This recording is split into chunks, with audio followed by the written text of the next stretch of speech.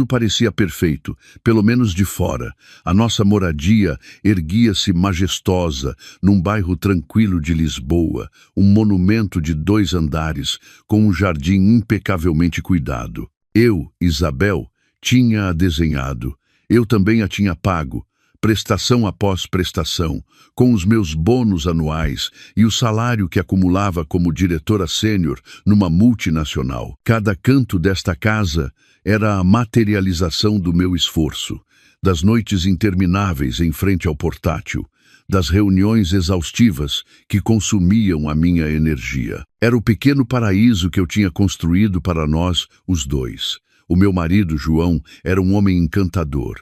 O seu sorriso era caloroso, a sua voz suave. Ele geria uma pequena cafetaria de especialidade que, segundo ele, estava a começar a descolar. Nunca me importei que os seus rendimentos fossem muito inferiores aos meus.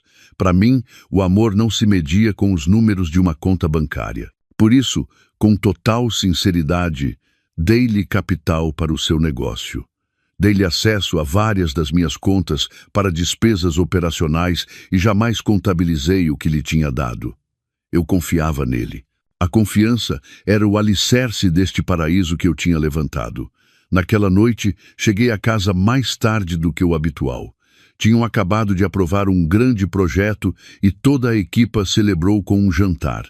Abri a porta com o meu jogo de chaves suplente, tentando não fazer barulho. A luz da sala era fraca, iluminada apenas pelo brilho da televisão ligada sem som. Vi João a dormir no sofá. O seu telemóvel repousava sobre o seu peito, ainda ligado. Sorri. O meu cansaço dissipou-se um pouco ao vê-lo. Aproximei-me com a intenção de o acordar para que fosse para a cama. Mas, no momento em que a minha mão ia tocar o seu ombro, os meus olhos captaram algo no ecrã do seu telemóvel. Uma notificação de mensagem apareceu no topo. O remetente era Sofia, acompanhado de um emoji de coração vermelho. O meu coração pareceu parar por um segundo. Sofia? Quem era Sofia?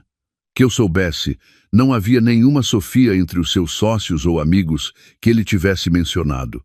As minhas mãos começaram a tremer. A suspeita que eu tinha reprimido durante tanto tempo, considerando-a apenas um sussurro do meu esgotamento, rastejava agora para cima como uma cobra venenosa. Era verdade que João tinha mudado nas últimas semanas. Recebia chamadas frequentes na varanda, falando em sussurros ininteligíveis. Quando lhe perguntava quem era, a resposta era sempre a mesma. Um sócio, querida. A falar de planos para expandir a cafetaria. Ele também chegava tarde à casa com frequência, com a desculpa de se reunir com fornecedores ou gerir licenças. Eu, demasiado ocupada com o meu trabalho, simplesmente assentia, confiando. Depois, havia os problemas econômicos. Os gastos no nosso cartão de débito conjunto tinham disparado. Havia muitas transações pequenas em pastelarias caras, boutiques de roupa feminina e ourivezarias que nunca tínhamos visitado juntos. Quando lhe mostrei o extrato, ele riu-se. É para agraciar clientes importantes, querida. Às vezes é preciso gastar um pouco mais para fechar um grande acordo. A sua desculpa parecia razoável e eu não queria parecer uma esposa ciumenta e controladora, por isso calei-me. Mas ao ver o nome de Sofia com aquele emoji de coração, todas as estranhas peças do puzzle começaram a encaixar na minha mente. Aquele sussurro já não era paranoia, era real. Com as mãos ainda a tremer, desliguei a televisão. O zumbido do ar-condicionado parecia agora penetrante no meio do silêncio. Não o acordei. Em vez disso, caminhei lentamente para o nosso quarto e fechei a porta sem fazer barulho. Naquela noite não dormi. Deitei-me ao seu lado, sentindo o calor do corpo do homem que dormia placidamente, talvez depois de ter passado o dia com outra mulher. O paraíso que eu tinha construído com tanto esforço parecia agora um inferno frio e silencioso. As suas sólidas paredes pareciam começar a rachar, e eu sabia que, por detrás dessas rachas, me esperava uma amarga verdade. Uma verdade que eu devia descobrir o mais rapidamente possível. Na manhã seguinte, agi como se nada tivesse acontecido. Preparei-lhe o pequeno almoço, servi-lhe uma chávena do seu café, simples preferido. Ele parecia normal, sem mostrar sinais de inquietação ou culpa. Até me beijou na testa antes de sair para o trabalho. Um ritual matinal que agora parecia vazio e falso. Talvez hoje volte a chegar um pouco tarde. Tenho uma reunião importante, disse ele enquanto calçava os sapatos. Eu apenas esbocei um sorriso forçado. Está bem, tem cuidado. Durante todo o dia no escritório, a minha mente não conseguia concentrar-se. A apresentação que dei pareceu-me um desastre. Os e-mails que escrevi estavam cheios de gralhas. A imagem do nome de Sofia não parava de dançar na minha cabeça. Quem era essa mulher? Quão longe tinha chegado a relação deles? O que é que estavam a planear nas minhas costas? Abri a aplicação do banco no meu telemóvel. Revisei novamente os movimentos da nossa conta conjunta. Efetivamente, havia uma transação da noite anterior num restaurante de luxo, precisamente à hora do jantar. A essa hora, ele tinha me dito que estava a fazer horas extra na sua cafetaria para fazer inventário. Mais uma mentira. Depois, abri a minha conta pessoal, a conta que mantinha separada de propósito, que continha as minhas poupanças de emergência e os meus investimentos a longo prazo. Quase nunca lhe tocava.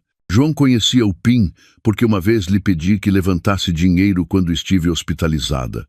Para emergências, disse-lhe naquela altura. Quão ingênua eu fui. Os meus olhos arregalaram-se ao ver o saldo no ecrã. O valor tinha diminuído drasticamente. Dezenas de milhares, talvez mais de 50 mil euros, tinham desaparecido. Deslizei o dedo pelo histórico de transações, os meus dedos gelados.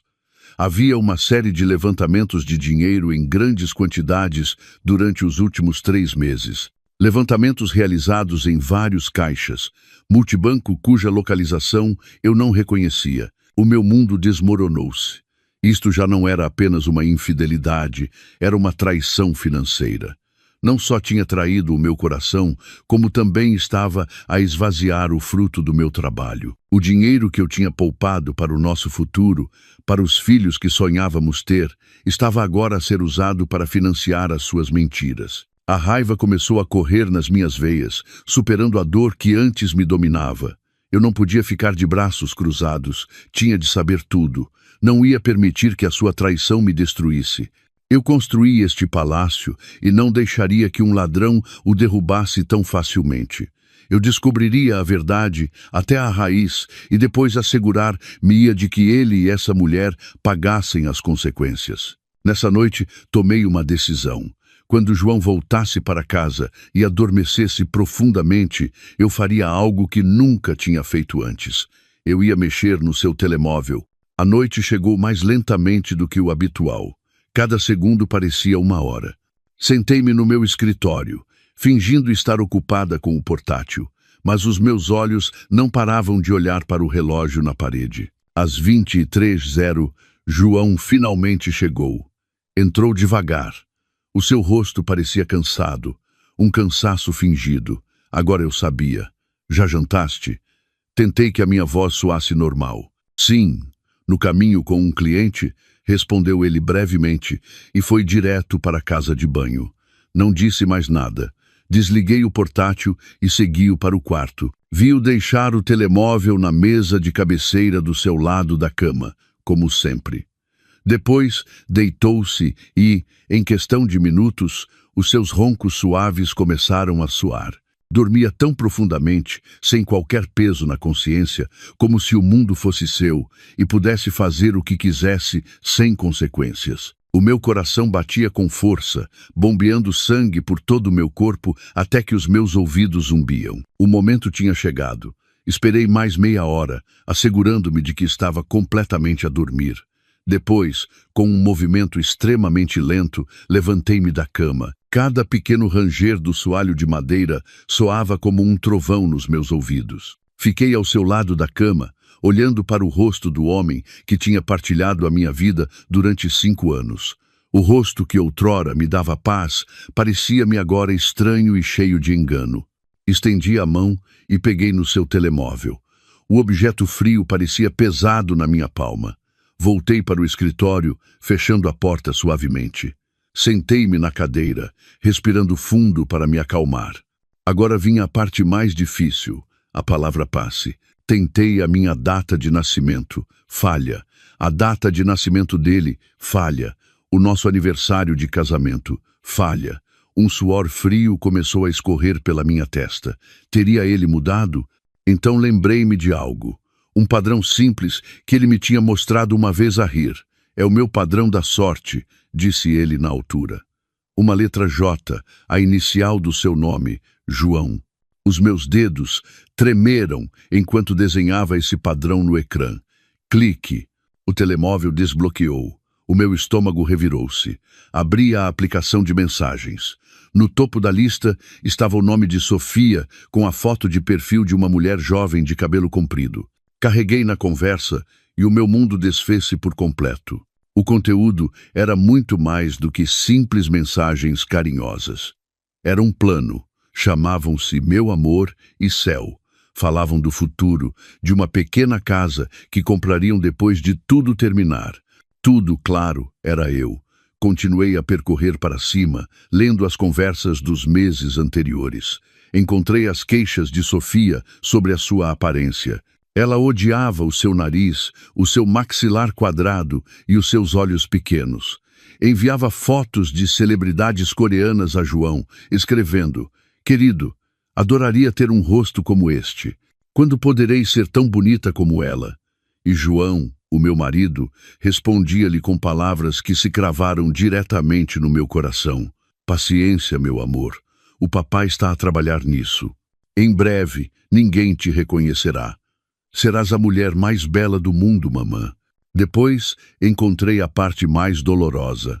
Uma conversa de há cerca de 2 meses. Sofia, Céu, o dinheiro já é suficiente. Estive a ver pacotes de cirurgia na Clínica Estrela d'Ouro.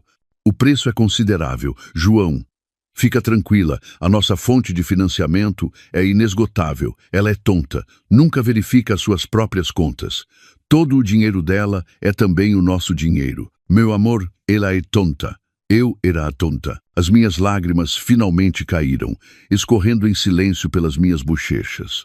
A dor era tão aguda que senti como se 1000 agulhas me atravessassem o coração ao mesmo tempo. A confiança que eu tinha construído durante anos, o amor que eu tinha dado sem reservas, tudo me era devolvido com esta humilhação. Não só me tinham traído, como me tinham degradado, chamando-me estúpida pelo homem que dormia na minha cama todas as noites. Continuei a ler. Tinham planeado tudo ao pormenor. João usaria o dinheiro da minha conta pessoal, a que ele chamava a fonte de financiamento inesgotável, para pagar um pacote completo de cirurgia plástica para Sofia em Seul, Coreia do Sul. Iriam na semana seguinte. João dir-me-ia que tinha uma importante viagem de negócios. Encontrei uma cópia da transferência do adiantamento para a clínica que João tinha enviado a Sofia para a convencer. A quantia era fantástica. Esse dinheiro, lembrei-me, deveria ter feito parte do meu fundo de reforma antecipada que eu estava a preparar.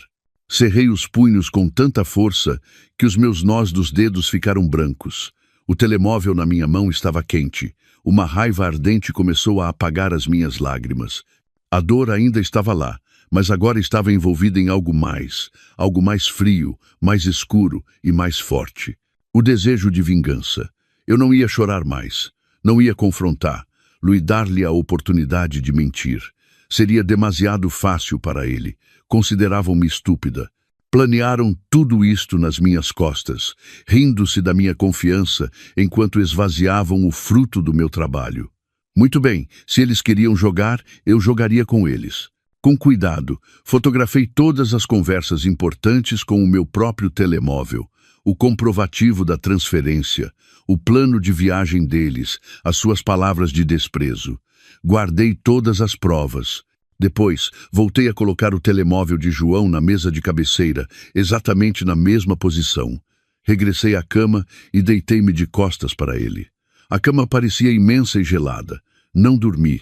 Os meus olhos olhavam fixamente para a escuridão, mas a minha mente trabalhava com uma clareza espantosa. Um plano começou a formar-se na minha cabeça, um cenário muito mais cruel do que um simples divórcio. Queriam ir para Seul para cumprir o seu sonho. Ótimo, eu deixaria que fossem.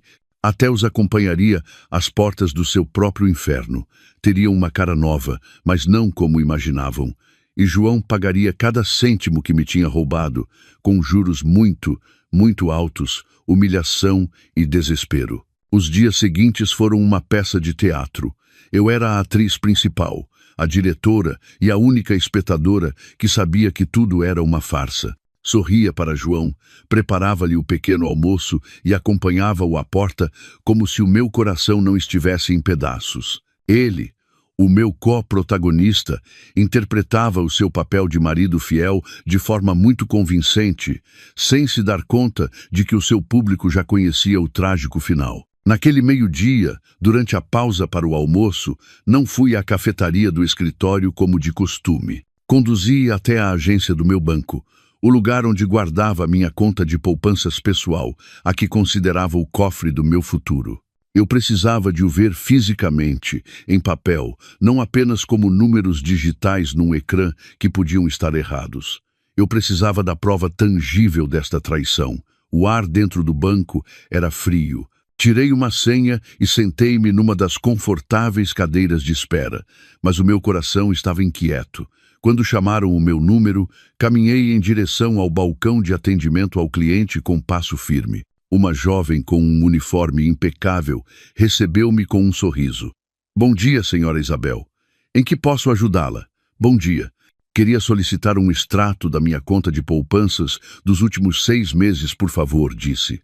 A minha voz tremeu ligeiramente. Entreguei-lhe o meu cartão de cidadão. A mulher assentiu e começou a teclar no seu computador. Eu podia ouvir o suave zumbido da impressora. Cada folha de papel que saía parecia uma sentença ditada sobre o meu casamento. Uns minutos depois, entregou-me várias folhas agrafadas. Aqui tem, senhora, as suas transações desde março até hoje. Agradeci-lhe e voltei para a cadeira de espera. Não o abri de imediato. Respirei fundo tentando preparar-me. Depois, com mãos que pareciam rígidas, comecei a examinar a primeira folha. Tudo parecia normal em março e abril, apenas rendimentos do meu salário e alguns pequenos investimentos. Passei para a folha seguinte, maio. Foi aí que tudo começou. Um levantamento de 2.000 euros, uma semana depois 3.000 euros, depois 1.000 euros. Continuamente, num padrão irregular, como se fosse feito de propósito, para não chamar a atenção se fosse visto de passagem. As quantias variavam, mas o total revirava-me o estômago. Continuei a revisar folha por folha. Junho, julho, agosto. Os levantamentos tornaram-se mais frequentes e de maior quantia. O total, calculando a grosso modo, ultrapassava os 50.000 euros, dinheiro que eu tinha reunido gota a gota dos meus bônus, de projetos paralelos em que trabalhava até altas horas da noite, dinheiro que eu planeava usar para a entrada de uma casa maior ou para a educação dos nossos futuros filhos. Tudo se tinha desvanecido, canalizado para a conta de uma mulher que eu não conhecia, para um sonho de beleza construído sobre o meu sofrimento. Os meus olhos aqueceram, mas contive as lágrimas.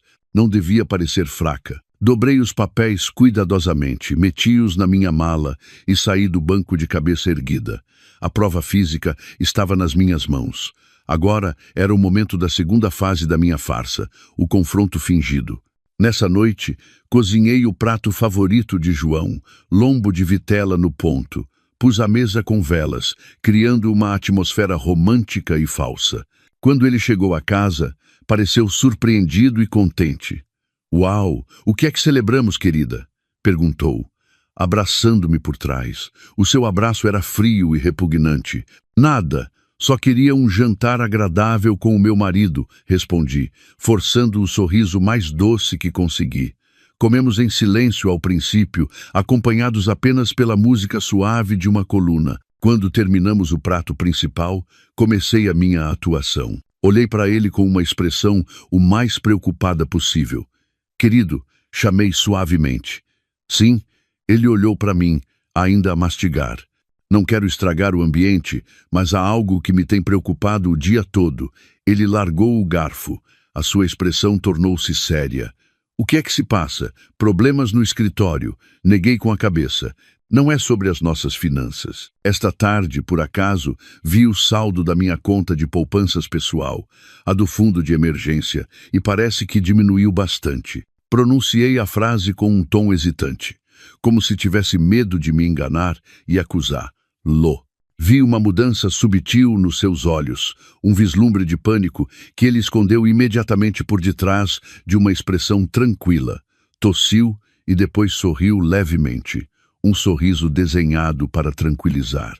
Ah, isso, disse ele despreocupadamente. A verdade é que eu não queria dizer-te ainda. Era suposto ser uma surpresa. Fiquei com cara de confusão.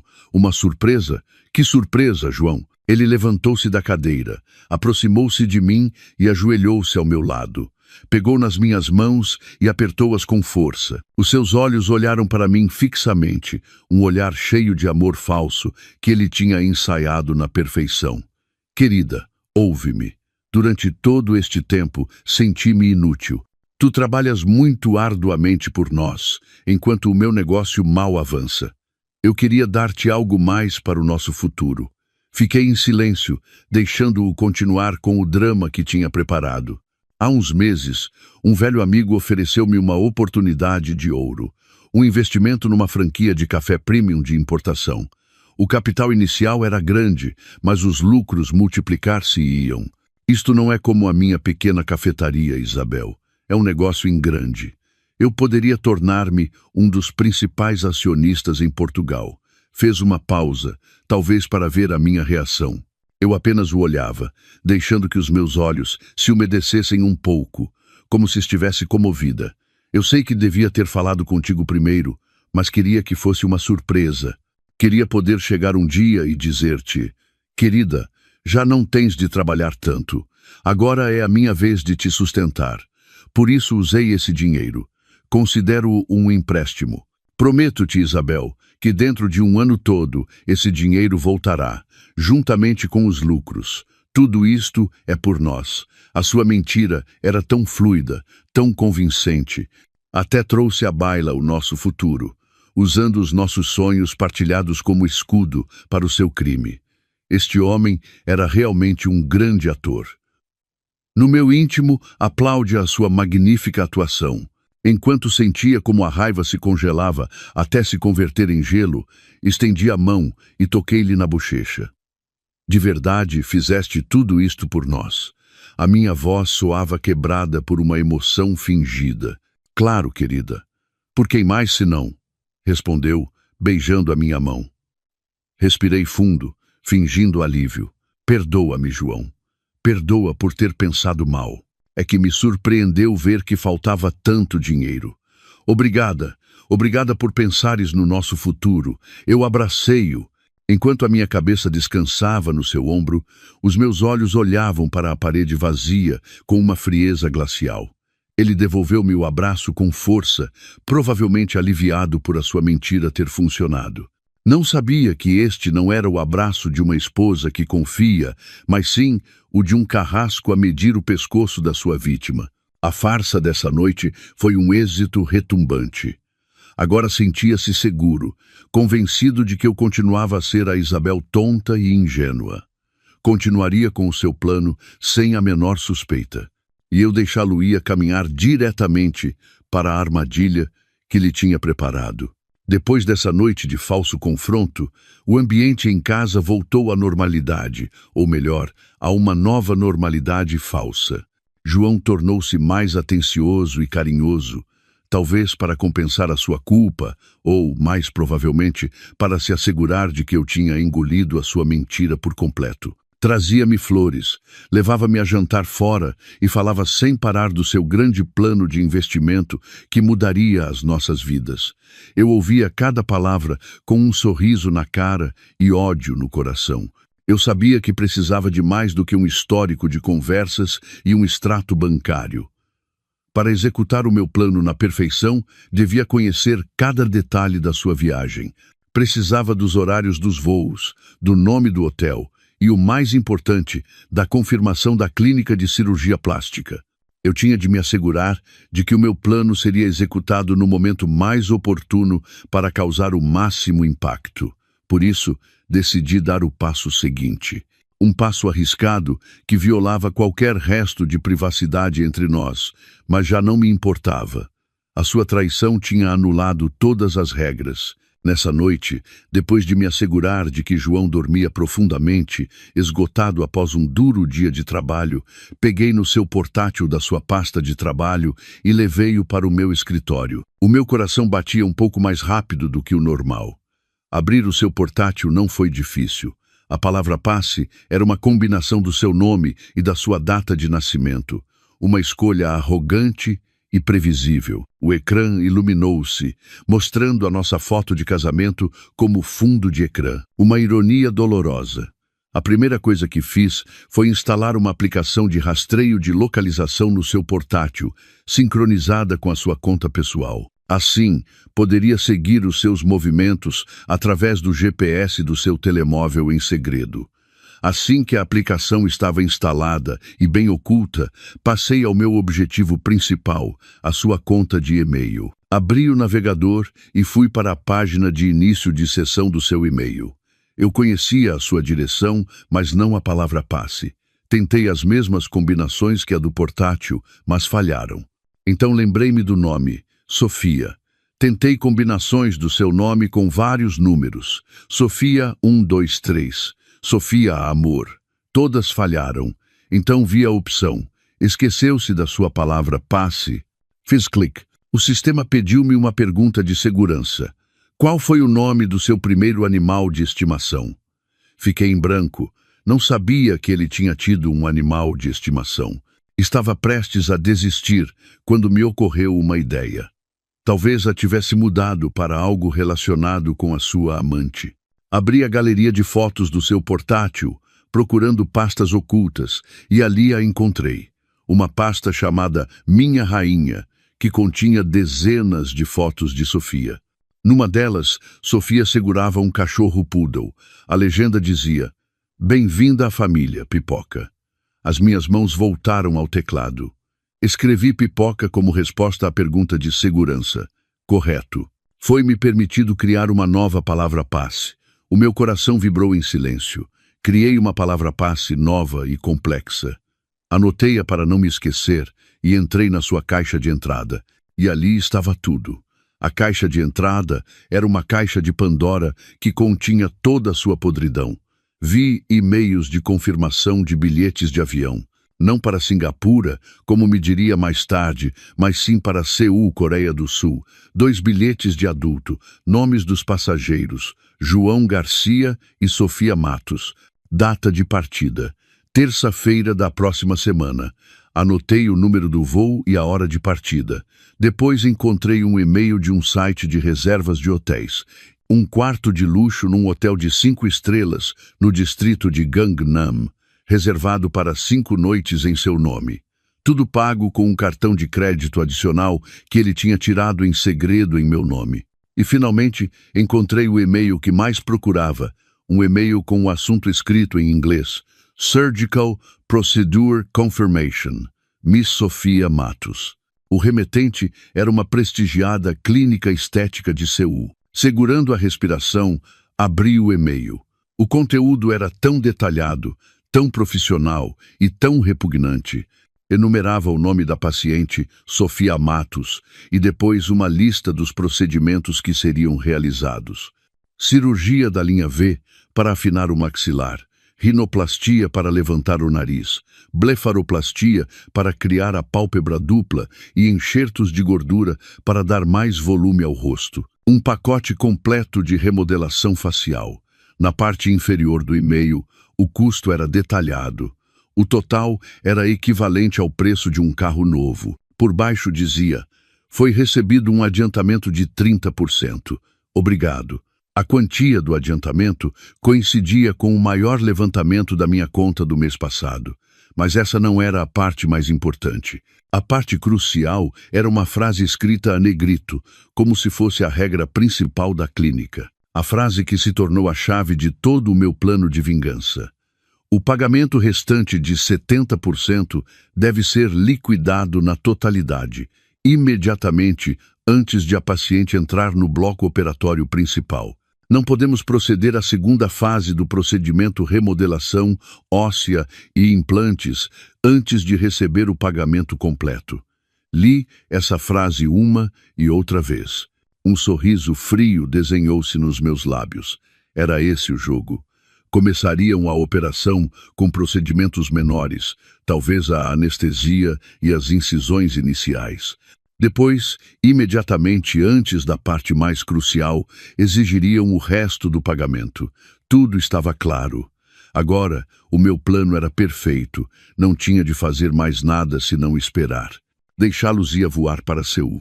Deixaria que Sofia se deitasse na mesa de operações, cheia de esperança pelo seu novo rosto.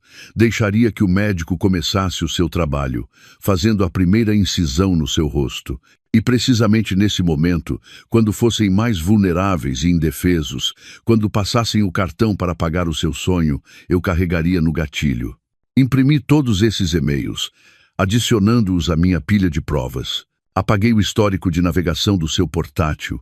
Eliminei os meus vestígios e devolvi-o à sua pasta de trabalho.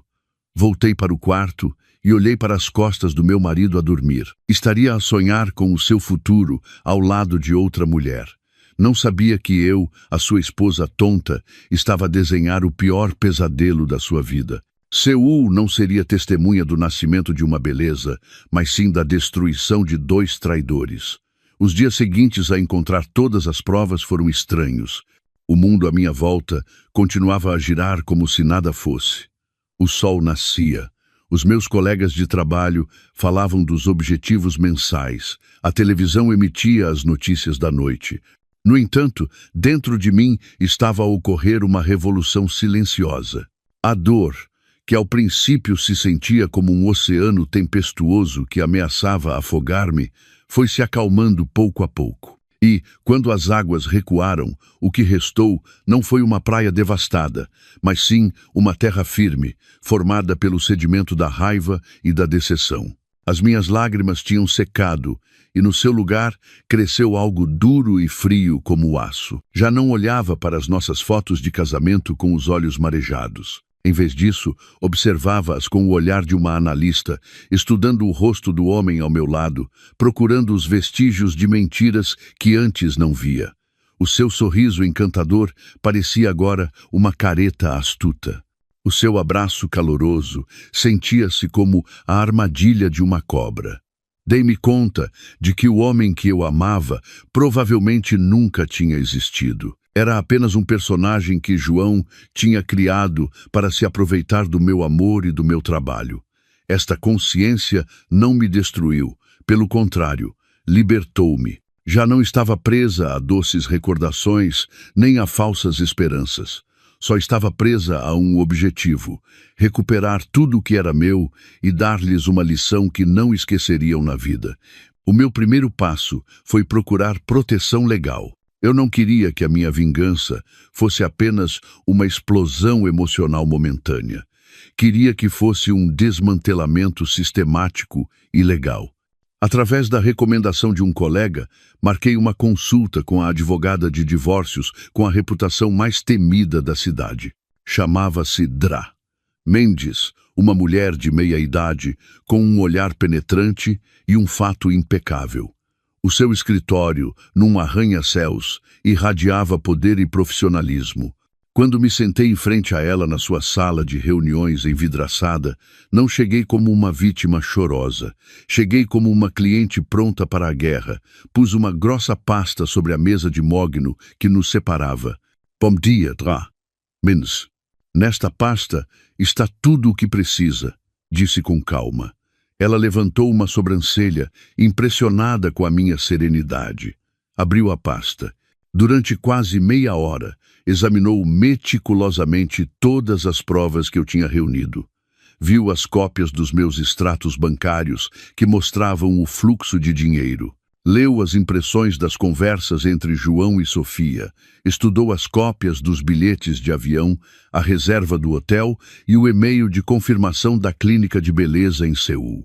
Quando terminou, fechou a pasta e olhou para mim fixamente. Não havia compaixão no seu rosto, apenas apreciação profissional. Senhora Isabel, este é um dos casos mais completos e sólidos que já vi, disse com voz firme. Isto não é apenas base para uma ação de divórcio por infidelidade. Isto entra no âmbito da burla e da apropriação indevida. Poderíamos denunciá-lo pela via penal, se a senhora quiser. Neguei com a cabeça. A prisão é demasiado fácil para ele, doutora. Quero algo mais pessoal. Quero que ele perca tudo, especialmente a sua dignidade. Então, expliquei-lhe o meu plano. Como os deixaria ir para Seul? Como bloquearia os seus cartões, precisamente no meio da operação? Adrá Mendes ouviu sem interromper. Quando terminei, um leve sorriso desenhou-se nos seus lábios. Uma estratégia brilhante, cruel, mas elegante. Gosto. Em seguida, traçamos a estratégia legal. Adrá Mendes aconselhou-me a não fazer nada que pudesse despertar as suspeitas do meu marido antes de ele partir. Assim que o meu plano em Seul fosse bem sucedido e ele estivesse na sua posição mais fraca, lançaríamos o ataque legal. Apresentaríamos imediatamente o processo de divórcio, solicitaríamos o congelamento de todos os bens do casal e exigiríamos a devolução integral do dinheiro que ele tinha roubado da minha conta pessoal. Deixemo-lo encalhado lá, sem dinheiro e com um problema enorme, disse Adrá Mendes.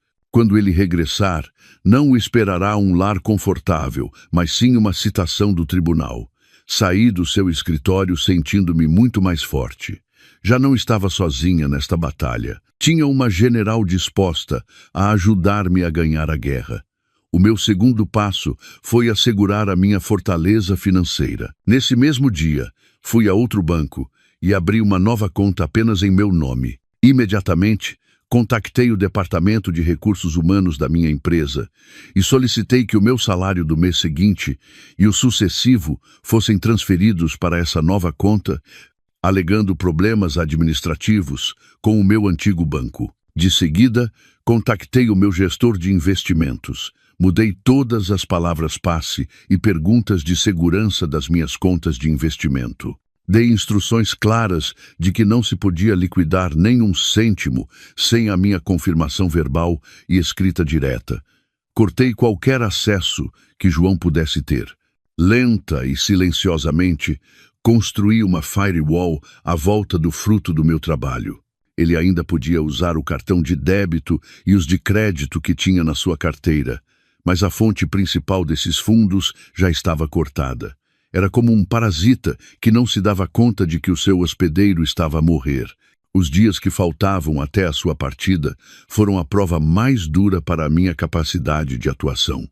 Tinha de reprimir as náuseas cada vez que ele me tocava. Tinha de responder às suas mensagens de amor com emojis de coração, enquanto os meus dedos ardiam por escrever insultos. O clímax chegou quando ele finalmente me falou da sua viagem de negócios. Querida, depois de amanhã tenho de ir para Singapura. Há uma reunião final com os investidores. Pode ser decisivo para o nosso projeto, disse ele com cara séria durante o jantar. Olhei para ele, fingindo surpresa. Tão de repente? Quanto tempo? Não muito, talvez 4 ou 5 dias. Mas é muito importante, Isabel. Deseja-me sorte. Claro que sim, querido, respondi, levando uma colher de comida à boca.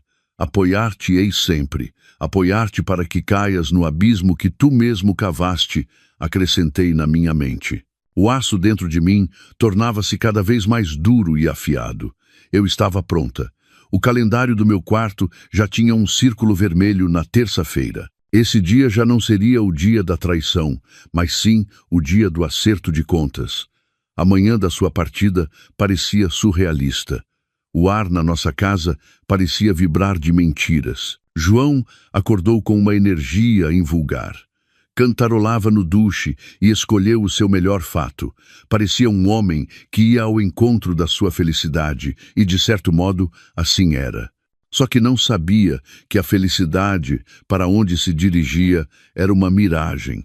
Eu, por outro lado, acordei com uma calma estranha. Já não havia nervosismo, apenas a concentração fria de um franco atirador que fixou o seu objetivo. Interpretei o meu papel de esposa compreensiva com a dedicação de uma atriz premiada. "Deixa-me ajudar-te com a mala", disse, sorrindo depois de um pequeno almoço em que lhe preparei a sua tosta mista preferida, talvez pela última vez. Entramos no quarto. Ele tirou uma mala grande do armário e eu comecei a dobrar a sua roupa. Senti as minhas mãos dormentes ao dobrar as suas camisas impecáveis. Esta camisa, pensei, ele vai usar lá no seu jantar romântico com Sofia em Seul. Meti várias calças na mala. Estas calças ele vai usá-las enquanto caminha, em pânico pelo hall da clínica, porque os cartões foram bloqueados. Ele estava ocupado na casa de banho, guardando os seus artigos de higiene. "Querida, não te esqueças de meter um casaco grosso. Dizem que em Singapura está a chover muito à noite", gritou ele lá de dentro. Singapura. A mentira fluía dos seus lábios com uma facilidade assombrosa. "Claro", respondi com tom alegre. Peguei no casaco mais caro que lhe tinha comprado, um presente de aniversário. Dobrei-o com esmero. Enquanto fazia, ocorreu-me uma pequena e malvada ideia. Fui à minha cômoda e tirei uma pequena foto nossa de uma moldura de prata, uma foto dos primeiros tempos do nosso casamento, quando tudo parecia sincero. Deslizei a foto no bolso interior do casaco. Uma pequena bomba relógio. Talvez a encontrasse Sofia, ou talvez a encontrasse ele mesmo, quando estivesse sozinho, morto de frio e desesperado na Coreia. Um pequeno lembrete do paraíso que tinha destruído. "Pronto?", perguntou ele ao sair da casa de banho, o seu perfume a preencher o quarto. "Sim, só falta fechar", respondi, sorrindo. Ele deu uma vista de olhos rápida ao conteúdo da mala e assentiu satisfeito. Não se deu conta de que o meu olhar o seguia, analisando cada um dos seus movimentos, gravando-os na minha memória, como a última cena de um capítulo da minha vida que estava prestes a fechar à força. O tempo passou rápido. O táxi que eu tinha pedido já esperava lá fora. Era a hora, a cena da despedida. Ficamos no limiar. Ele atraiu-me para si num abraço que se sentiu vazio e frio, apesar do calor do seu corpo. "Vou-me embora, querida. Cuida-te muito. Volta rápido com boas notícias." Devolvi-lhe o abraço, dando-lhe suaves palmadinhas nas costas. "Tem cuidado na viagem." João rompeu o abraço e olhou para mim. Pegou no meu rosto entre as suas mãos, os seus polegares acariciando as minhas bochechas. "Não tenhas muitas saudades minhas, hein?", disse ele, sorrindo. Esse sorriso, o que outrora me apaixonou, agora dava-me náuseas. Forcei um sorriso de volta. "Claro que terei saudades tuas. Volta rápido." Então, beijou-me na testa. Um beijo de despedida que se sentiu como o selo da traição. Depois, virou-se, arrastou a sua mala para o táxi e foi-se embora sem olhar para trás. Fiquei na porta, vendo-o meter a mala na bagageira e entrar no carro. Agitei a mão enquanto o carro se afastava, mantendo o sorriso até que desapareceu na esquina. E então, quando fiquei sozinha, algo aconteceu. A máscara que eu tinha usado durante semanas desfez-se. O meu sorriso desapareceu. As minhas costas, antes ligeiramente curvadas, endireitaram-se. A expressão suave dos meus olhos transformou-se num brilho agudo. Fechei a porta lentamente e o clique da fechadura soou como o rufar de um tambor de guerra. Não houve lágrimas nem um momento para lamentar. Passei diretamente para o modo de execução. Fui rapidamente para o meu escritório e liguei o meu portátil. A primeira coisa que fiz foi abrir a aplicação de rastreio que tinha instalado. Um ponto azul, que indicava a localização de João, movia-se rapidamente pelo mapa em direção ao aeroporto. O plano estava a correr sobre rodas. De seguida, abri a página web da companhia aérea e introduzi o número do voo para Seul que eu sabia de cor. O estado era a hora. Olhei para a hora de chegada ao aeroporto internacional de Incheon. Até tinha calculado quanto tempo demoraria a chegar do aeroporto ao seu hotel em Gangnam. Abri o meu calendário digital. Hoje era terça-feira. Chegariam a Seul à noite. Amanhã, quarta-feira, seria a sua última consulta com o médico. E depois de amanhã, quinta-feira de manhã, era o dia D, o dia da operação. Preparei tudo o que precisava. No ecrã do meu portátil, abri 4 janelas. Uma para rastrear a sua localização, outra para monitorizar o estado do voo. Uma terceira era a página de contato do meu banco, com o número de emergência 20 e 4 horas já selecionado. E a última, um e-mail da Dra. Mendes que continha o rascunho do processo de divórcio. Tudo estava no seu lugar. Todas as peças se moviam de acordo com o guião. Eu era a marionetista, e eles eram os fantoches que não sabiam que os seus fios estavam prestes a ser cortados. Recostei-me na minha cadeira. A casa, tão grande, estava silenciosa. Mas pela primeira vez em muito tempo, o silêncio não era doloroso. Era a calma antes da tempestade. Olhei para o ponto azul no mapa que continuava a mover-se. Boa viagem, traidor. Vai, desfruta do teu voo. Desfruta dos últimos dias da vida cômoda que eu te dei. Porque quando aterrares, não te dirigirás a um sonho. Estarás a entrar no inferno que construí especialmente para ti. O tempo parecia decorrer a um ritmo diferente para mim. Em Lisboa, cada segundo se arrastava, cheio de uma tensa antecipação.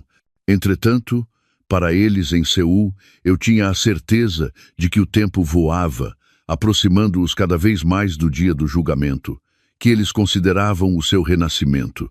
Na terça-feira à noite, não dormi. Com uma chávena de café simples ao meu lado, sentei-me em frente ao portátil, com os olhos colados ao ecrã. Segui o seu rastro digital como um predador à espreita da sua presa. Vi como o ícone do seu avião aterrava de forma segura no aeroporto internacional de Incheon. Imaginei o frio ar noturno da Coreia a dar-lhes as boas-vindas, em contraste com o inferno ardente que os esperava. A aplicação de rastreio mostrou então o seu movimento. Uma longa viagem de táxi através da brilhante paisagem urbana de Seul, parando finalmente num ponto no coração de Gangnam. Abri outra janela do navegador e procurei o nome do seu hotel, um hotel de luxo com críticas de 5 estrelas. Vi fotos dos seus amplos quartos, as suas vistas impressionantes, tudo isso comprado com o meu dinheiro, com o meu suor. Um ódio frio voltou a ferver dentro de mim, fortalecendo a minha determinação. A quarta-feira foi o dia mais estranho. Tive de ir trabalhar, seguir a minha rotina como se a minha vida fosse normal. Dirigi reuniões, respondi a dezenas de e-mails e discuti estratégias de marketing com a minha equipa. Mas uma parte de mim não estava naquela sala de reuniões. Estava a milhares de quilômetros de distância, numa cidade estrangeira. Entre tarefas, continuava a monitorizá-los. O ponto azul no mapa mal se moveu, apenas se deslocou ligeiramente pela zona de Gangnam. Pela sua agenda, eu sabia que hoje era o dia da consulta final. Imaginei Sofia sentada em frente a um espelho, enquanto um famoso cirurgião desenhava linhas no seu rosto com um marcador preto, as linhas de incisão que mudariam o seu destino, embora não como ela esperava. Imaginei João sentado ao seu lado, segurando a sua mão, sussurrando palavras tranquilizadoras. Em breve serás a mais bonita, querida. Sentir-se-ia como um príncipe a cumprir o desejo da sua princesa, um falso príncipe a usar um tesouro roubado. À noite, o ponto azul mudou-se para um conhecido restaurante de luxo em Seul. Deviam estar a celebrar a última noite de Sofia com o seu antigo rosto. Um último jantar antes da execução. Olhei para o ecrã sem sentir nada além de um vazio frio. O ciúme tinha morrido há muito tempo. Só restava o desprezo pela sua estupidez, pela sua arrogância ao sentirem-se intocáveis. E então chegou a quinta-feira, o dia D tinha pedido o dia livre. Era impossível que pudesse concentrar-me no trabalho. Precisava de total tranquilidade para levar a cabo a minha missão. Acordei mais cedo do que o habitual. Não tomei o pequeno almoço. O meu estômago estava demasiado tenso. Sentei-me no meu escritório com o portátil que estava ligado desde a noite anterior. Já tinha calculado a diferença horária. Quinta-feira às 9h em Seul, eram as 2h da madrugada em Lisboa. Um momento perfeito para uma operação programada para amanhã. Esperei minuto a minuto. O tempo tornou-se eterno. Tentei ler um livro, mas as palavras não entravam no meu cérebro. Tentei ver televisão, mas o som era apenas ruído de fundo. Os meus olhos não paravam de olhar para o telemóvel, à espera do sinal, o sinal que eu sabia que chegaria. A arrogância e a necessidade de se gabar eram as suas fraquezas, e eu contava com isso. Às 9h30 da manhã, hora de Seul, o sinal chegou. Uma notificação apareceu da conta de Instagram falsa que eu usava para espiar Sofia. Tinha acabado de publicar um story. O meu coração acelerou ao abri-la. Era uma foto desfocada. A mão de Sofia, com as unhas pintadas de rosa, mostrava uma pulseira de paciente com escrita coreana. Uma via intravenosa estava ligada ao seu pulso. Via-se, em segundo plano, uma manta de hospital de cor azul clara e sobre a foto ela tinha escrito num tom alegre: "Wish me luck, prestes a ser uma nova eu. 1000 obrigadas ao meu papi mais querido, João. Fazes todos os meus sonhos realidade." Aí estava a confirmação final. Ela já estava na clínica, preparada na cama de operações. A isca tinha sido mordida. Respirei fundo. Agora vinha a parte mais crucial. O timing. Não podia fazê-lo demasiado cedo. Se bloqueasse os cartões agora, eles dariam conta antes de a operação começar e ainda poderiam encontrar uma saída. Também não podia fazê-lo demasiado tarde. Se esperasse muito, o pagamento poderia ter sido processado com sucesso. Tinha de atacar no meio, no seu ponto mais vulnerável. Segundo a minha investigação, uma cirurgia facial completa como esta demorava horas. A primeira fase era a anestesia geral, que demorava cerca de 30 minutos a fazer efeito. Depois, a equipa cirúrgica realizaria os preparativos e iniciaria os procedimentos iniciais, como fazer pequenas incisões em zonas ocultas. Isto poderia levar aproximadamente 1 hora. Só depois dessa fase inicial, passariam para a fase principal, cortar e remodelar o osso do maxilar, inserir o implante nasal e o resto do trabalho pesado. E eu sabia, pelo e-mail de confirmação, que precisamente antes dessa fase principal se devia liquidar o resto do pagamento. Olhei para o relógio. Eram 9h30 em Seul. Eu dar-lhes-ia 1h30. Pus um alarme no meu telemóvel para as 11h. Hora de Seul, às 4h da madrugada em Lisboa. Essa 1h30 foi a mais longa da minha vida. Caminhei de um lado para o outro no escritório. A adrenalina inundava o meu sistema. Imaginei o frio bisturi a tocar a pele de Sofia. Imaginei João sentado arrogantemente na sala de espera, lendo uma revista ou a jogar no telemóvel, sem saber que uma tempestade financeira estava prestes a atingi-lo. Então, soou o alarme do meu telemóvel. O seu som agudo quebrou o silêncio da casa. A hora tinha chegado, com umas mãos que estranhamente não tremiam de todo. Peguei no telemóvel, saí de todas as aplicações, abri os meus contactos. O meu dedo parou sobre o nome que tinha preparado. Banco Emergência, 24 horas. Respirei uma última vez. O aço dentro de mim tinha sido forjado numa espada afiada. Carreguei no botão de chamar. Bom dia, sou a Isabel. Acho que me acabaram de roubar a carteira. O operador do outro lado mudou imediatamente o seu tom para um mais sério e tranquilizador. De acordo, senhora Isabel, tranquilize-se. Poderia dar-me o seu nome completo e data de nascimento para verificar a sua identidade? Dei-lhe todos os dados que me pediu, incluindo o primeiro apelido da minha mãe. Uma vez verificados os dados, continuou: Bem, senhora Isabel, poderia contar-me o que aconteceu, quando e onde se deu conta de que tinha perdido os seus cartões? Não tenho a certeza, disse, fazendo com que a minha voz tremesse. Estava fora e quando fui pagar, a minha carteira já não estava na mala. Todos os meus cartões estavam lá. Tenho muito medo que os usem. Por favor, quero bloqueá-los todos agora mesmo. Entendo o seu pânico, senhora. Processaremos isso de imediato. Confirma que deseja realizar um bloqueio permanente do seu cartão de débito principal e de todos os cartões de crédito associados à sua conta? Correto. Sim, correto. Rui. Todos. Bloqueio permanente agora mesmo. Não quero que passe nem uma única transação. Dei ênfase na palavra permanente. Não queria deixar-lhe nenhuma possibilidade de tentar novamente mais tarde. De acordo, senhora. Aguarde um momento, por favor. O seu pedido está a ser processado. Já está. Efetivado. A partir deste segundo, todos os cartões em seu nome, Isabel, estão bloqueados permanentemente e não podem ser utilizados para nenhuma transação. Para solicitar novos cartões, pode visitar a sua agência mais próxima. Obrigada, Rui. Muito obrigada, disse, soltando um suspiro de alívio fingido. De nada, senhora. Mantenha a calma. Os seus fundos estão seguros conosco. Desliguei o telefone. Feito. A bomba tinha sido lançada.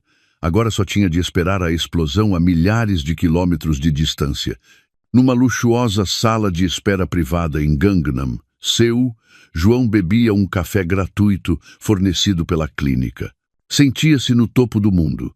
Em breve, Sofia sairia com um rosto novo e perfeito, uma obra de arte financiada por ele. Seria o herói da sua amada. Sorriu satisfeito. Uma enfermeira de rosto amável aproximou-se dele, fazendo uma educada vênia. Na sua mão segurava um terminal de pagamento automático sem fios. Desculpe, senhor João. É hora de liquidar o resto do pagamento para que o Dr. Kim possa proceder à fase principal, disse em inglês fluente. Ah, claro, respondeu João com arrogância. Tirou o seu cartão de débito prioritário da sua carteira de couro. Era o seu cartão estrela, o do limite ilimitado, que se ligava diretamente ao cofre de Isabel. Entregou à enfermeira com um gesto despreocupado. A enfermeira inseriu o cartão no terminal e devolveu-o a João para que introduzisse o PIN. João digitou os números com confiança. A máquina emitiu um som enquanto processava. Depois um bip diferente e um texto vermelho apareceu no pequeno ecrã. Transação negada. João franziu a testa. Que estranho. Talvez seja um problema de conexão. Tente novamente. A enfermeira assentiu e tentou mais uma vez. O mesmo resultado. Transação negada. O sorriso educado no rosto da enfermeira começou a tensionar-se. Desculpe, senhor. Parece que há um problema com o seu cartão. Tem outro? A confiança de João começou a vacilar. Um ligeiro pânico começou a invadi-lo. Impossível. Este cartão nunca teve problemas. Tente com o pagamento sem contacto. A enfermeira aproximou o cartão do terminal. O resultado foi o mesmo. Cartão rejeitado. Lamento, senhor. Não podemos tentar mais. É o sistema do seu banco que o rejeita, disse a enfermeira. O seu tom agora mais firme. Segundo o protocolo, necessitamos do pagamento completo agora. Um suor frio começou a molhar a testa de João. Tirou o cartão de crédito adicional que tinha. Tentou. Rejeitado. Tentou com todos os cartões da sua carteira, sabendo que o saldo não seria suficiente para pagar uma quantia tão grande. Todos rejeitados. O pânico apoderou-se dele por completo. Lá dentro, Sofia jazia inconsciente sob as luzes do bloco operatório. O seu rosto provavelmente já com incisões, e ele aqui fora não podia pagar. Chamaram a gerente da clínica, uma mulher de meia idade, com um olhar frio, que lhe explicou a situação sem rodeios. Senhor João, lamentamos muito, mas o doutor Kim não pode continuar com a operação sem o pagamento completo. A nossa equipa terminará o que já começou o melhor que puder para assegurar que a condição da paciente seja estável. Mas não realizaremos nenhum procedimento de remodelação óssea ou inserção de implantes. A operação para. O mundo de João desabou. Mas não podem fazer isso. Não podem deixar lá a meio, gritou desesperado. Podemos e devemos. É a nossa política, respondeu a gerente com frieza. João saiu cambaleando do escritório. O seu cérebro girava a toda velocidade. Só havia uma pessoa que podia ajudá-lo. Isabel. Tinha de ser um erro técnico do banco. Tinha de ligar a Isabel. Correu para um canto tranquilo da sala de espera. As suas mãos tremiam enquanto procurava o nome da minha esposa nos seus contactos. Carregou no botão de chamar. Em Lisboa, eu estava sentada no sofá a ver televisão. O meu telemóvel sobre a mesa vibrou e iluminou-se. No ecrã dizia: João a ligar. Olhei para o nome. Imaginei o seu pânico, a sua voz suplicante, a sua confusão. Um sorriso de pura vitória desenhou-se nos meus lábios. Esta era a chamada do inferno que ele mesmo tinha criado. Não atendi. Simplesmente carreguei no botão de volume para silenciar a vibração. Deixei que o ecrã continuasse ligado, mostrando a sua foto sorridente. Vi como a chamada tocava uma e outra vez até que finalmente se cortou. Uns segundos depois, voltou a ligar. Desta vez, carreguei no botão vermelho, rejeitando a chamada. Tentou de novo. Rejeitei de novo. Depois de 5 tentativas, o meu telemóvel finalmente ficou em silêncio. As mensagens de pânico começaram a chegar. Isabel, atende o telefone.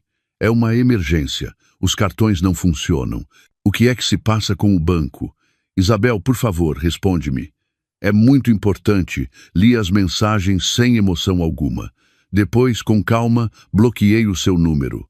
Cortei a sua única linha de comunicação. Em Seul, João olhava para o seu telemóvel com desespero. As suas chamadas eram rejeitadas. As suas mensagens não eram entregues. Estava completamente isolado, encalhado num país estrangeiro, sem dinheiro e com uma mulher cujo rosto acabara de ser estragado numa mesa de operações por culpa dele. Recostei-me no sofá, soltando um longo suspiro. Senti como se um peso de 1000 quilogramas se tivesse levantado dos meus ombros. A tempestade tinha passado e eu continuava de pé no meio dela, sem um único arranhão. A vingança era doce e o seu sabor era mais satisfatório do que jamais tinha imaginado. A consciência chegou lentamente para Sofia, arrastando-a do escuro abismo da anestesia.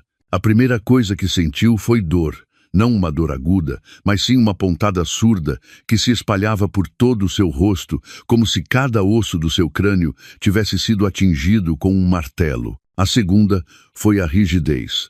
Uma ligadura envolvia-lhe a cabeça com tanta força que lhe pressionava as bochechas e o maxilar, tornando difícil até uma simples careta.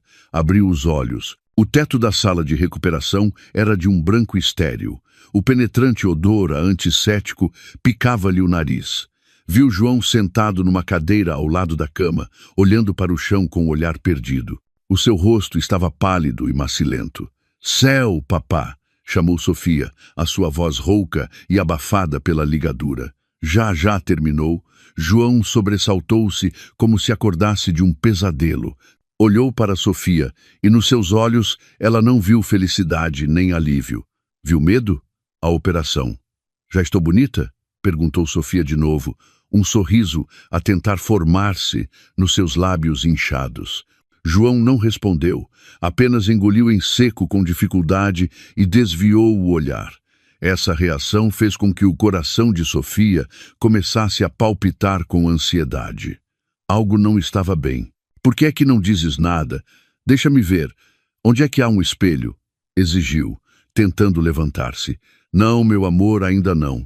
Tens de descansar", parou João. A sua voz soava desesperada, mas a Sofia não se importou. Impulsionada por um mau pressentimento, afastou bruscamente a mão de João. Com as poucas forças que lhe restavam, desceu da cama. As suas pernas vacilaram, mas agarrou-se ao suporte do soro, arrastando-o lentamente em direção à pequena casa de banho do canto. "Sofia, não!" gritou João atrás dela. Sofia empurrou a porta da casa de banho e acendeu a luz. Levantou o rosto vendado, e olhou para o espelho sobre o lavatório, e ali o viu. O monstro que lhe devolvia o olhar não era o futuro rosto de uma celebridade coreana. Era um pesadelo. A ligadura cobria grande parte da sua cara, mas o que se via era suficiente para fazer gritar. A sua pálpebra direita tinha agora uma dobra dupla profunda e definida, mas a esquerda continuava igual a antes, rasgada e sem dobra. O resultado era um olhar estranho, torto e assimétrico. O seu nariz parecia mais levantado na ponte, mas a ponta continuava larga e sem forma, criando uma silhueta grotesca e desproporcionada. O pior era a zona do maxilar e das bochechas. A sua bochecha direita parecia mais fina, mas a esquerda continuava inchada e protuberante. O seu rosto estava monstruosamente assimétrico, coberto de hematomas de uma cor púrpura azulada e um inchaço severo. Parecia uma máscara de palhaço partida e derretida. Um grito agudo e assustador escapou da sua garganta. Um grito cheio de horror, negação e desespero. Recuou cambaleando, chocou contra a parede e deslizou até ao chão. O quê? O que é isto? Guinchou histericamente, apontando para sua própria cara. O que é que me fizeram?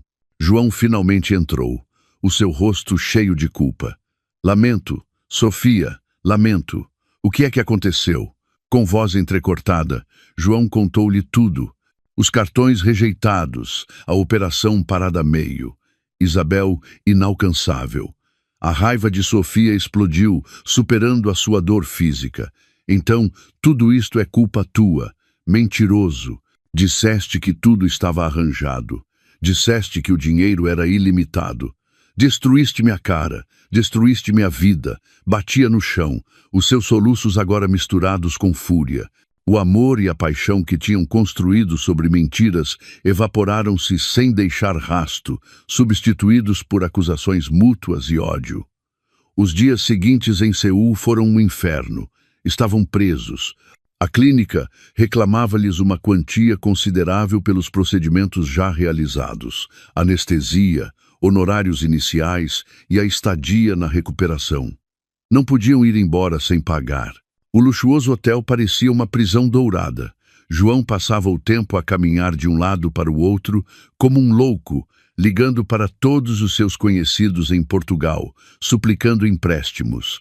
Cada chamada era um ritual de humilhação. Tinha de contar a verdade, admitir a sua infidelidade, admitir que tinha roubado o dinheiro da sua esposa e admitir que agora estava encalhado com a sua amante de rosto estragado. Alguns amigos rejeitaram-no de imediato, outros deram-lhe alguma simpatia, mas não dinheiro. Finalmente, viu-se obrigado a ligar aos seus pais. Podia ouvir a decepção e a raiva na voz do seu pai e os soluços da sua mãe do outro lado do telefone. Relutantemente, os seus pais aceitaram transferir-lhe algum dinheiro, o suficiente para pagar a fatura da clínica e comprar 2 bilhetes de avião na classe turística mais barata para regressarem à casa. Entretanto, Sofia fechou-se no quarto do hotel, cobriu todos os espelhos com toalhas, recusou-se a comer, passava o tempo a chorar ou a gritar com João. O seu novo e horrível rosto era uma tortura permanente. O seu sonho de ser bonita tinha se tornado uma maldição que levaria para sempre. Uma semana depois, finalmente puderam regressar. Não restava nada do luxo. Esgueiraram-se do hotel e dirigiram-se ao aeroporto como fugitivos. No avião, Sofia cobriu a cara com um grande lenço, óculos de sol e um chapéu, mantendo a cabeça baixa para evitar os olhares. João sentou-se ao seu lado, já não como um príncipe, mas como um companheiro de cela ligado ao mesmo destino nefasto. Regressaram a Portugal não como vencedores, mas como perdedores destroçados, trazendo consigo a vergonha e uma cara de palhaço desde a Coreia. Enquanto seu pequeno inferno ardia em Seul, em Lisboa, eu sentia uma paz que não experimentava há muito tempo. Na manhã, depois de bloquear o número de João, acordei com a luz do sol a entrar pela janela, não com um alarme. Pela primeira vez em meses, dormi profundamente, sem pesadelos. Fui para o jardim traseiro, o que eu tinha desenhado para que o desfrutássemos juntos. Reguei as minhas roseiras. O ar da manhã era fresco e o canto dos pássaros soava melodioso. No meio dessa tranquilidade, tomei uma decisão. Já não era a nossa casa, era a minha casa. Nesse mesmo dia, liguei a Dra. Mendes. Bom dia, doutora. Estou pronta. Podemos apresentar o processo agora. Boas notícias. Isabel respondeu a sua voz firme.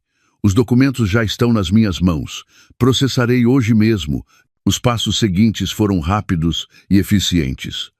Contratei um serralheiro profissional para mudar todas as fechaduras da minha casa. O som das velhas fechaduras a serem retiradas e as novas a serem instaladas soava como música para os meus ouvidos.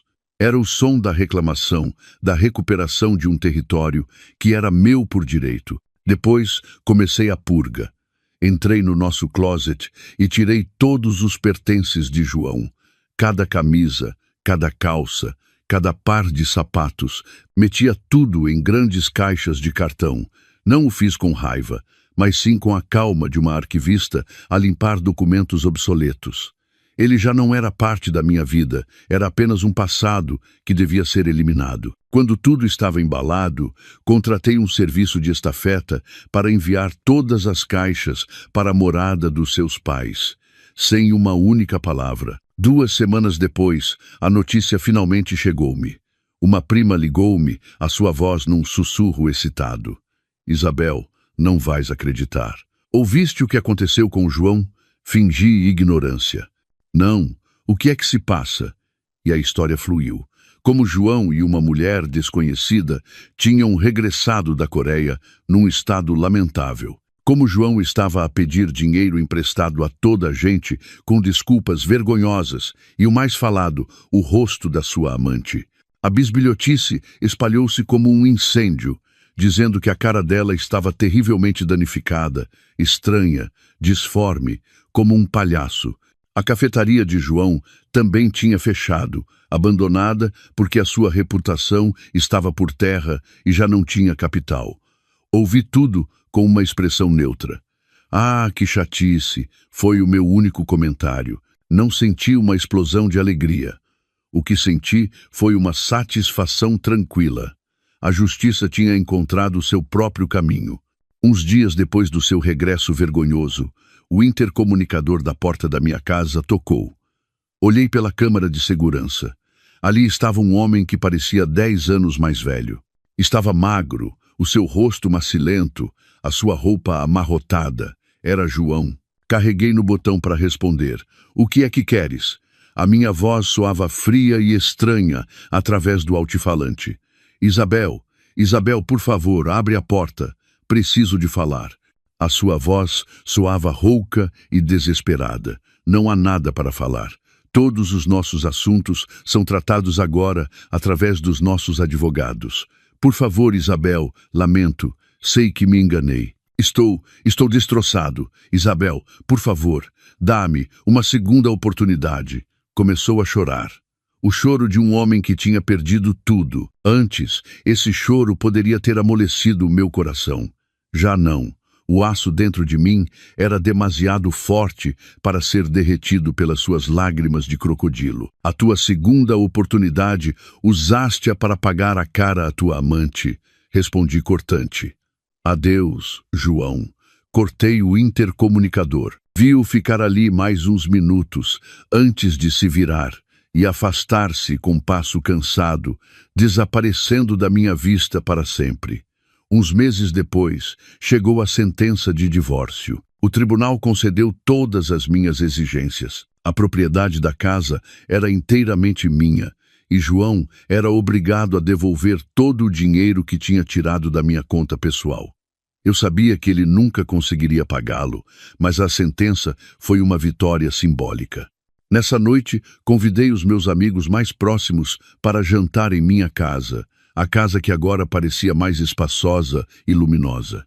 Rimos, partilhamos histórias e desfrutamos de uma boa refeição. No meio dos seus risos, olhei à minha volta. Vi o fruto do meu trabalho, a casa que construí, a vida que criei.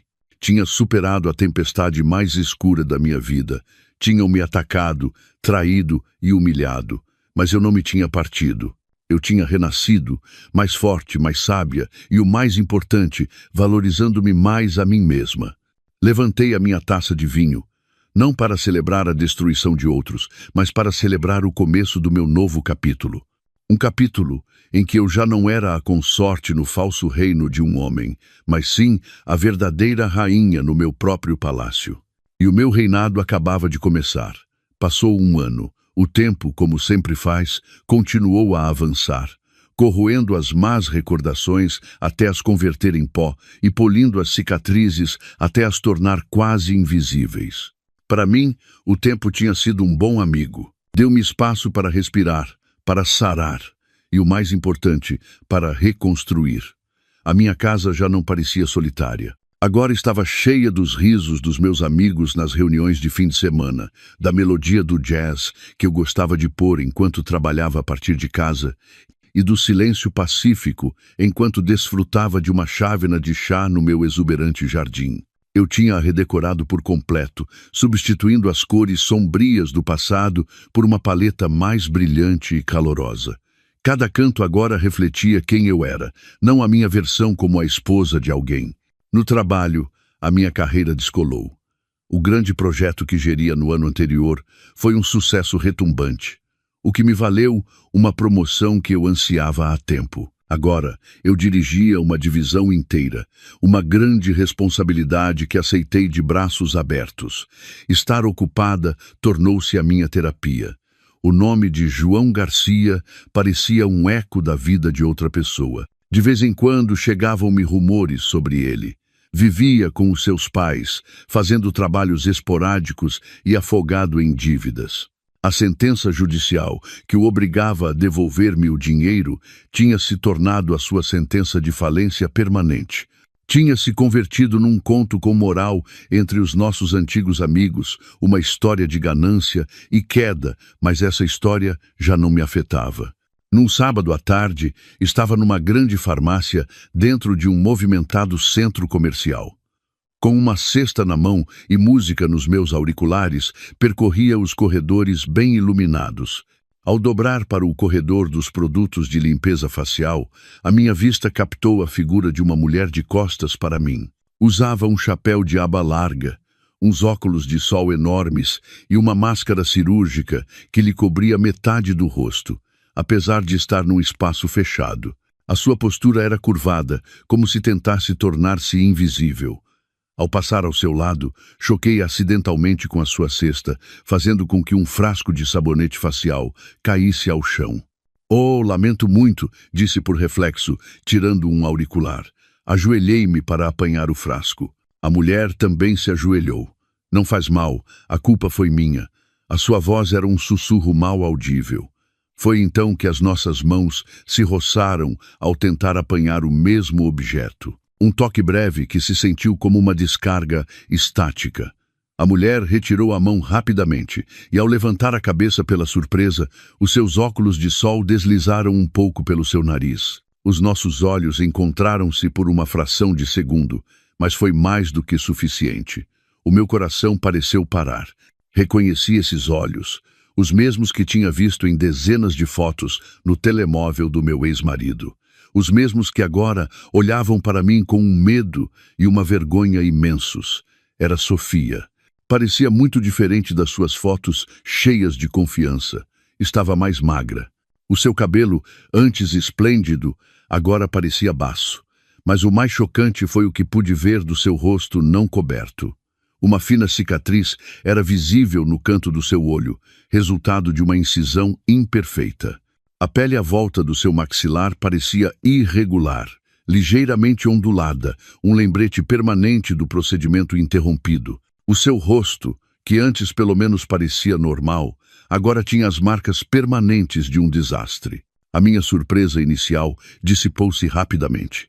Esperei uma onda de raiva, ou talvez uma pitada de vitória maliciosa, mas estranhamente não chegou nada.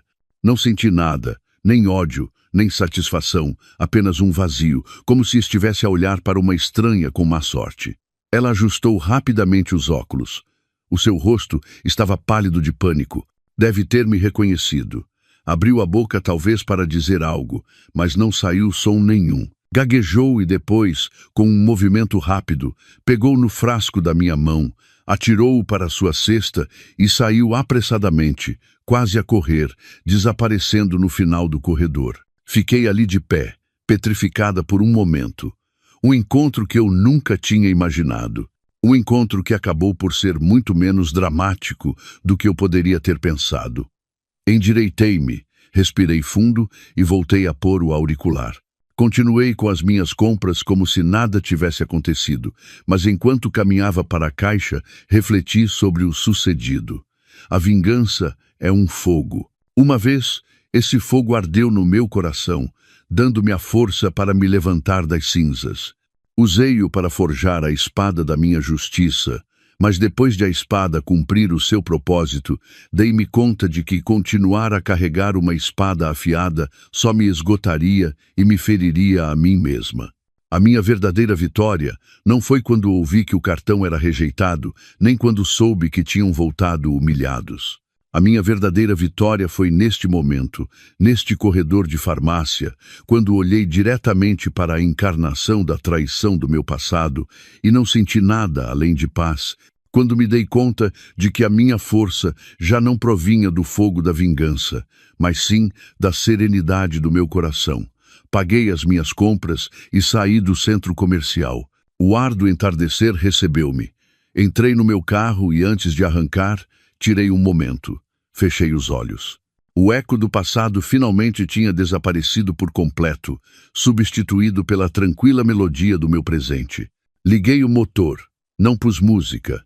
Simplesmente abri as janelas, deixando que o vento me despenteasse. Comecei a conduzir, não para fugir do passado, mas para avançar tranquilamente em direção ao amanhã, em direção aos novos capítulos que eu mesma escreveria, com a tinta da minha felicidade e da minha liberdade. Eu era a rainha, e o meu reino era a paz do meu próprio coração.